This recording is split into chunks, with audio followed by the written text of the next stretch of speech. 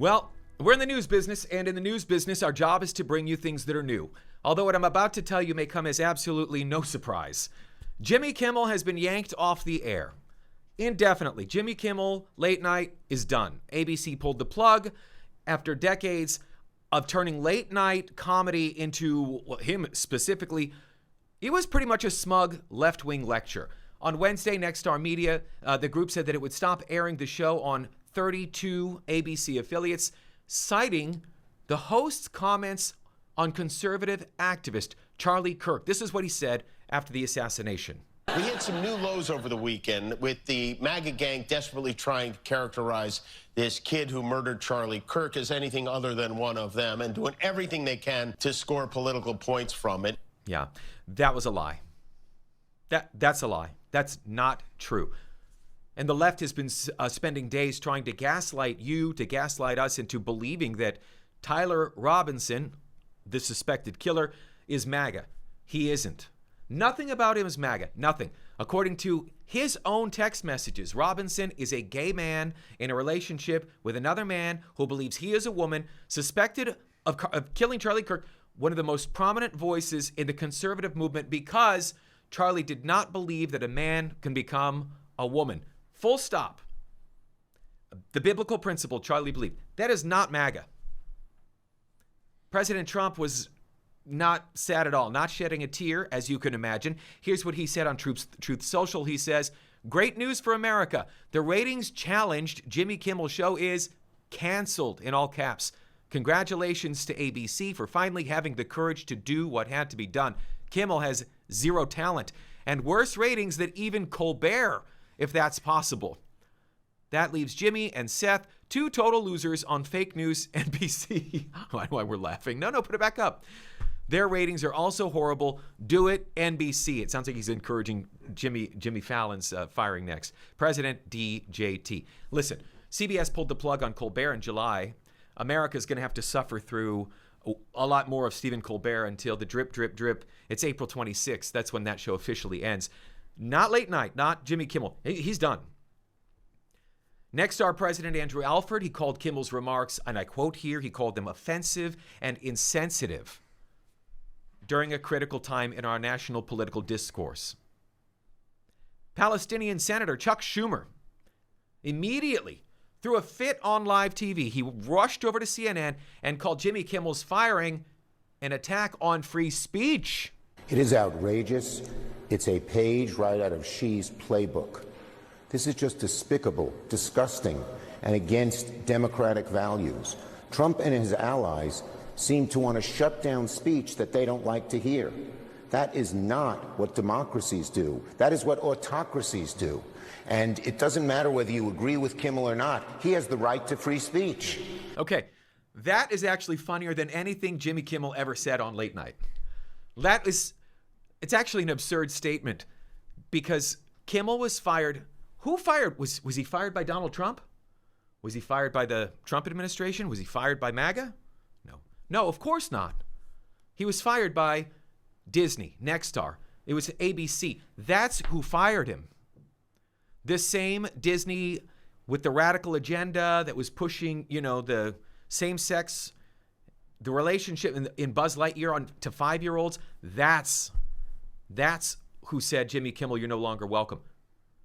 Tens of people showed up at the El Capitan Theater after the news broke. They chanted, "Jimmy stays, Trump must go." I don't know. I said tens of people. It might be like singles of people, and they all look single.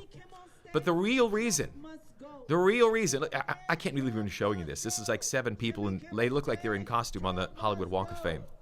The real reason, let's be serious, that Jimmy Kimmel is out of a job is because he isn't funny.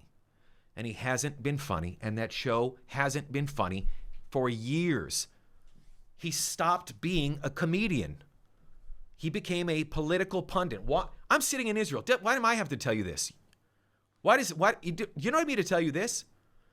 Jimmy Kimmel, you want to do politics? Do it. There's a lane for it. There is room for it.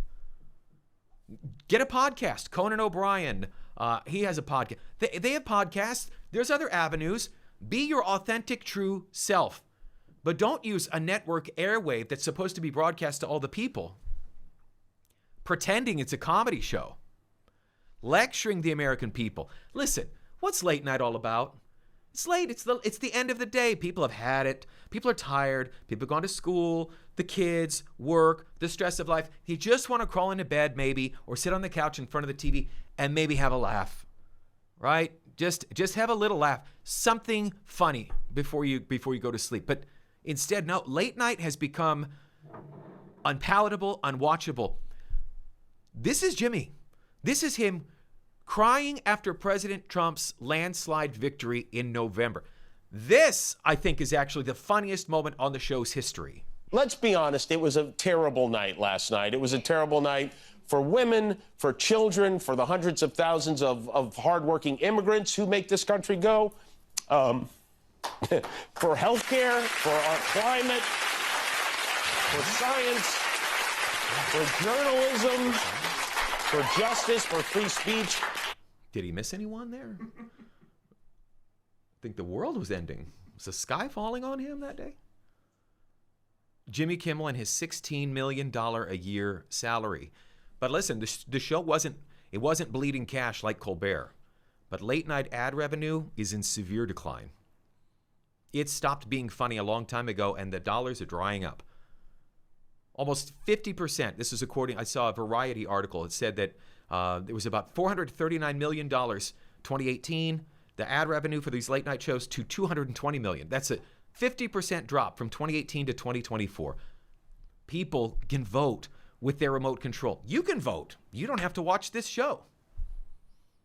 You don't have to watch Jimmy Kimmel. And if you don't like what they're saying, you change the channel. That's how you vote. They're rejecting the trash that was being served up to them from the same singular voices of the left. Here's the lone voice of reason on CNN. Here's Scott Jennings talking about how they're only one side that we ever hear from on these late night shows. Listen. The shooter, back in the spring, he egged his audience on in cheering on the violence against and wanting, kind of wishing, I think, the downfall of a publicly traded company, Tesla. Do you consider that to be propaganda? Is it good for a business? Do you consider that to be free speech, Scott? You use the phrase propaganda. I'm asking you. You used the words free speech before. Do you consider that free speech? I consider it to be speech, and he's obviously free to say it. Will you defend that speech in this country that will defend to the death the speech of others? Will you defend Jimmy Kimmel's speech? Do I defend Jimmy Kimmel going on television and saying that a shooter from the left? Do you defend his right to do so?